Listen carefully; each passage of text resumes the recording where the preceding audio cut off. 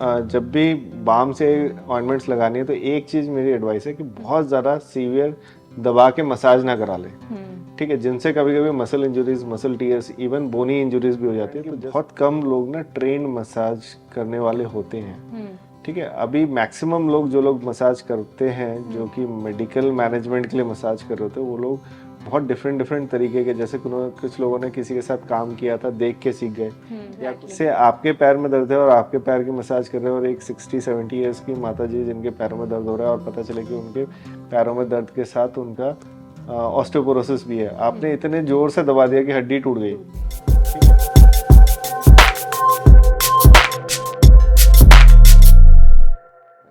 Sir, market में knee pain के लिए, बैक पेन के लिए जेल्स भी आते हैं, बाम्स भी आते हैं एंड टैबलेट्स भी आती हैं, तो ज़्यादा इफेक्टिव क्या होती है?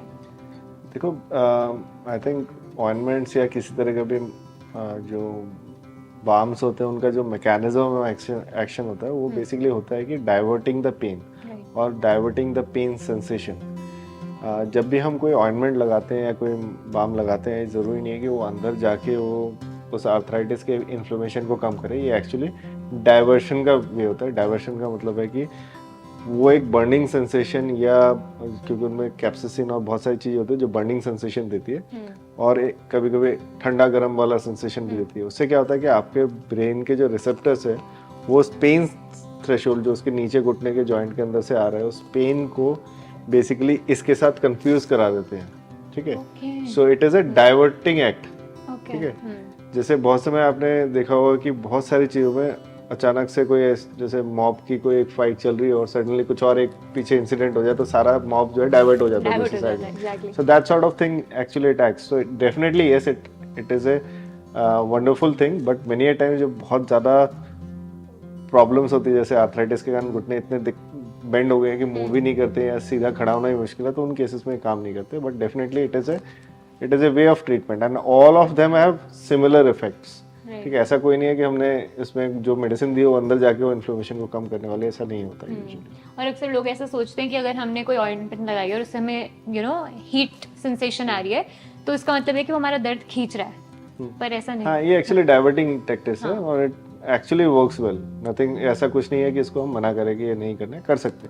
बट अगेन, जब भी बाम से ऑइंटमेंट्स लगानी है तो एक चीज़ मेरी एडवाइस है कि बहुत ज़्यादा सीवियर दबा के मसाज ना करा ले। ठीक है, जिनसे कभी कभी muscle injuries, muscle tears, even bony injuries भी हो जाती है। तो जस्ट हल्के हाथों से आप बाम लगा सकते हैं, इवन आइस पैक के बाद भी बाम लगा सकते हैं। बट बाम लगाने के बाद हॉट पैक ना करें, क्योंकि कैप्सिसिन होता है, कभी कभी बर्निंग सेंसेशन इतना ज़्यादा हो जाता है, या बर्न भी हो जाते हैं पेशेंट्स के, तो उनको अवॉइड कर सकते हैं। बाकी this are okay to use. कई बार लोगों को जब ज़्यादा दर्द निकल आता है तो लोग, जैसे आपने देखा होगा, कई बार मालिश वालों के पास चले जाते हैं, तो वहां पर जाकर उसका एक अलग ही इलाज होता है, जिससे कई बार प्रॉब्लम और खराब हो जाती है। तो क्या ऐसे अपने आप मसाज करने से या किसी भी मालिश वाले के पास जाने से हमारा दर्द ठीक हो सकता है, जो कि बहुत पुराना है? देखो, massage is a good therapy, but understand कि बहुत कम लोग ना ट्रेन मसाज करने वाले होते हैं। ठीक है, अभी मैक्सिमम लोग जो लोग मसाज करते हैं, जो कि मेडिकल मैनेजमेंट के लिए मसाज कर रहे होते हैं, वो लोग बहुत डिफरेंट तरीके के, जैसे कुछ लोगों ने किसी के साथ काम किया था, देख के सीख गए, या कुछ लोगों ने देख के ही सीखा होता है मालिश करना।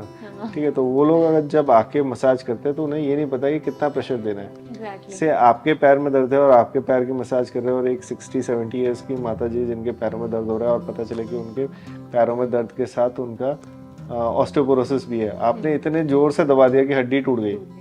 ठीक है, and it happens and it is so common that at least हफ्ते में 1-2 पेशेंट को हमें ऐसा मिलता ही है। इवन जैसे सर्वाइकल पेन के लिए बहुत लोग मसाज करते हैं, लोअर बैक के लिए मसाज करते हैं, इतनी जोर से घुमा देते हैं कभी कभी, उनके कारण नर्व इंजरीज भी हो जाती है। तो these are not uncommon things. तो इसलिए हमारी एडवाइस रहती है, massage is okay, you can go with massage, but understand it should not be done रिगोरसली।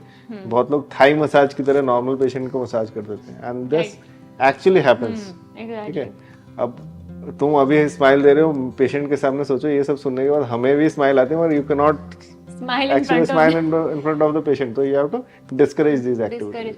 But आपको नहीं लगता कि लोग जैसे देखते हैं कि कोई पहलवान उनका मसाज कर रहा है, तो they gain trust कि यार yes actually पहलवान was word was actually initially जो ऑर्थोपेडिक सर्जरी से पहलवान का ट्रीटमेंट है। अगर आप अभी भी रूरल एरियाज में जाओ या लो सोशियो इकोनॉमिक एरियाज में जाओ, स्लम्स में जाओगे, तो वहाँ पे ऑर्थोपेडिक ट्रीटमेंट जो है पहलवान ही कर रहा होता है, खींच के झटका मार के ठीक कर देते हैं। सो डेफिनेटली यस, बहुत सारी चीज़ों में झटका मारने से रिलीव आता है। It is again diverting the pain to somewhere else, और सडन लॉकिंग या डिसलोकेशंस होते हैं उनको रिड्यूस हो जाता है, बट मेनी टाइम्स इंजरी हो जाती है।